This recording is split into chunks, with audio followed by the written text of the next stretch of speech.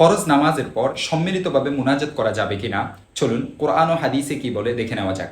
তাফসিরে ইবনে কাসির ৪ নং খণ্ড ৫৪২ নং পৃষ্ঠায় সূরা ইনশিরাহের ফাইদা ফারাগতা ফানসাব ওয়া ইলা রাব্বিকা ফারগাবের তাফসিরে লিখেছেন ইবনে মাসউদ রাদিয়াল্লাহু তাআলা আনহুমা বলেন ফাইদা ফারাগতা মানে হচ্ছে বাদা ফারাগিকা মিনাস সালাতি ওয়া আনতা জালিস।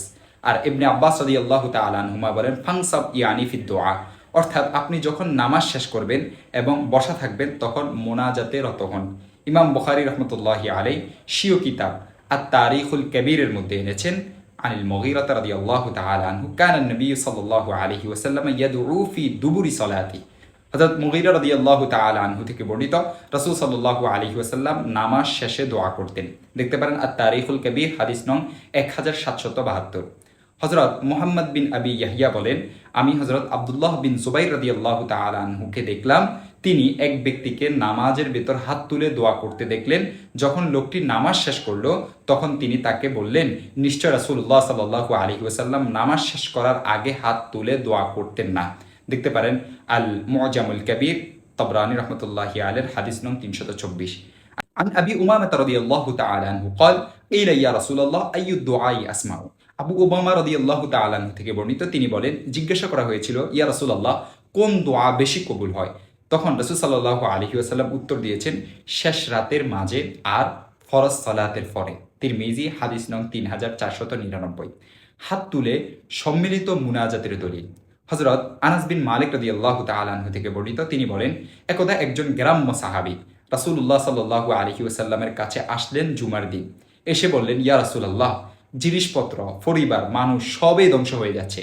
এই কথা শুনে রাসূলুল্লাহ সাল্লাল্লাহু আলাইহি ওয়াসাল্লাম তার উভয় হাত উত্তোলন করলেন এবং দোয়া করলেন। উপস্থিত সবাই রাসূল সাল্লাল্লাহু আলাইহি ওয়াসাল্লামের সাথে দোয়ার জন্য হাত উত্তোলন করলেন ও দোয়া করলেন। সহিহ বুখারী হাদিস নং 1029। ইতিহাসে আলা আল হাজরমি রহমতুল্লাহি আলাইহির ঘটনা সুপ্রসিদ্ধ। বাহরাইনের মুরতাদদের সঙ্গে 11 হিজরিতে যে লড়াই হয়েছিল তাতে তিনি সিফাহ চালার ছিলেন।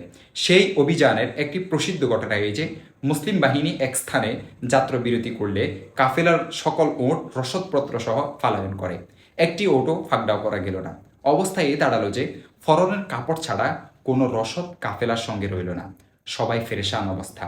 আলা আল হাজরবি রহমতুল্লাহি আলাই ঘোষকের মাধ্যমে সবাইকে একত্র করলেন এবং সান্ত্বনা দিয়ে বললেন, তোমরা মুসলমান, আল্লাহর রাস্তায় আছো, তোমরা আল্লাহর সাহায্যকারী, অতএব আল্লাহ তোমাদের সহায় সঙ্গীবিহীন অবস্থায় ত্যাগ করবেন না।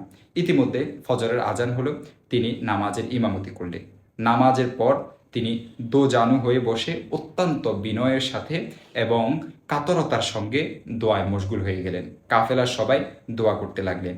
এই অবস্থায় সূর্য উদিত হলো, কিন্তু তারা দোয়ায় মশগুল রইলেন। এক পর্যায়ে আল্লাহ তাআলা তাদের সন্নিকটে একটি বড় জলাশয় সৃষ্টি করে দিলেন।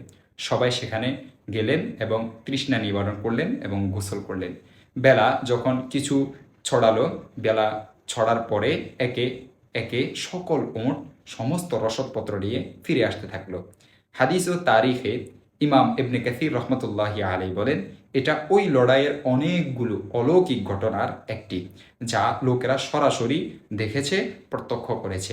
দেখুন আল বিদায়া ওয়ান নিহায়া 5 নং খণ্ড 34 নং পৃষ্ঠা এবং তারিখে তাবারি 2 নং খণ্ড 523 নং পৃষ্ঠা। অন্য সময়ে সম্মিলিত মুনাজাত করা এটিও বৈধ। আমরা কোরআনে কারীমের মধ্যে একটি আয়াত দেখতে পাই যে আল্লাহ রাব্বুল আলামিন ঘোষণা দিয়েছেন, কদ উজিবাদ দাওয়া তুকুমা, তোমাদের দুইজনের দোয়া কবুল করা হয়েছে।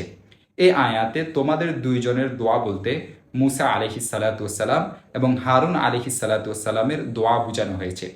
একাধিক সাহাবী ও বেশ কয়েকজন তাবেঈ ইমামের সূত্রে বর্ণিত হয়েছে যে হযরত মুসা আলাইহিস সালাতু ওয়াসসালাম দোয়া করেছেন এবং হারুন আলাইহিস সালাতু ওয়াসসালাম আমিন আমিন বলেছেন। একেই আল্লাহ রাব্বুল আলামিন দুইজনের দোয়া বলেছেন। দেখতে পারেন তাফসিরে ইবনে কাসির 2 নং খণ্ড 470 নং পৃষ্ঠা এবং আদ-দুররুল মানসুর 3 নং খণ্ড 315 নং পৃষ্ঠা। তো এটা তাদের দুইজনের সম্মিলিত দোয়া ছিল, যা আল্লাহ তাআলা কবুল করেছেন এবং খুশ খবরে শুনিয়েছেন যে তোমাদের দুইজনের দোয়া কবুল করা হয়েছে। এখন চলুন হাদিস দেখে নেওয়া যাক। হাদিসের মধ্যে এসেছে, লা ইয়াজতামিউ মালাউন ফায়াদউ বা'দুহুম ওয়া ইউআমিনু সাইরুহুম ইল্লা আজাবাহুমুল্লাহ। যখনই কোনো দল একত্র হয়, তারপর তাদের কতক দোয়া করে আর অপর দল আমিন আমিন বলে, তখন আল্লাহ তাআলা তাদের দোয়া কবুল করে নেন। দেখতে পারেন মাজমাউজ জাওয়ায়েদ হাদিস নং 17347 এবং মুস্তাদরাক আলা সাহিহাইন হাদিস নং 5478 এবং আল মুআজামুল কবির হাদিস নং 3536। হযরত সালমান রাদিয়াল্লাহু তাআলা আনহু থেকে বর্ণিত, রাসূল সাল্লাল্লাহু আলাইহি ওয়াসাল্লাম ইরশাদ করেছেন, যখন কোনো জামাত তাদের প্রয়োজন পূরণ করার আশায় আল্লাহর দরবারে হাত উঠায়, তখন আল্লাহ তার উপর কর্তব্য করে নেন যে প্রার্থিত বিষয় উক্ত জামাতকে প্রদান করা। দেখতে পারেন আল মুআজামুল কবির তাবরানী রাহমাতুল্লাহি আলাইহি হাদিস নং 6142 এবং আত তারগীব ওয়াত তারহিব হাদিস নং 144 এবং মাজমাউজ জাওয়ায়েদ হাদিস নং 17341 এবং কানজুল উম্মাল হাদিস নং 3145। আল্লামা হাইসমি রহমতুল্লাহি আলাইহি বলেন, এই হাদিসের সনদের সকল রাবিগণ সহিহের রাবি। দেখতে পারেন মাজমাউজ জাওয়ায়েদ হাদিস নং 17341। মোট কথা, শরীয়তের দৃষ্টিতে সম্মিলিত দোয়া প্রমাণ সিদ্ধিতা একটি স্পষ্ট বিষয়। এ সম্পর্কে অতিরিক্ত দলিল প্রমাণের প্রয়োজন নেই। সম্মিলিত দোয়া সম্পর্কে আরও হাদিস জানতে হলে শেখ আব্দুল হাফিজ মক্কি সংকলিত ইস্তিহবাবুদ দোয়া বাদ আল ফারাইজ কিতাবটির 68 নং পৃষ্ঠা থেকে 79 নং পৃষ্ঠা দেখতে পারেন। যদি কোথাও সম্মিলিত দোয়ার নামে এমন কোনো কাজ করা হয় যা শরীয়তের দৃষ্টিতে আপত্তিকর, তবে অবশ্যই তা সংশোধনযোগ্য। যেমন কোথাও এই রেওয়াজ হয়ে গেল যে মাইয়াতের ইসালে সওয়াবের জন্য এটা অপরিহার্য মনে করা যে অবশ্যই মাইয়াতের জন্য ইসালে সওয়াবের মাহফিল করে সম্মিলিত দোয়া করতে হবে, তা না হলে মাইয়াতের নিকট সওয়াব পৌঁছবে না এবং তার হক যথাযথ আদায় হবে না। এটা অবশ্যই একটা ভ্রান্ত ধারণা যা সংশোধন করা জরুরি। কিংবা যেখানে শরীয়ত সম্মিলিত দোয়াকে শুধুমাত্র মুস্তাহাব বা মুবাহ সাব্যস্ত করেছেন, কোনো অঞ্চলের মানুষ যদি তাকে অপরিহার্য মনে করে থাকেন যে তা অবশ্যই ফালনীয় একটি সুন্নত, তবে এটা ভুল ধারণা যা সংশোধন করা জরুরি।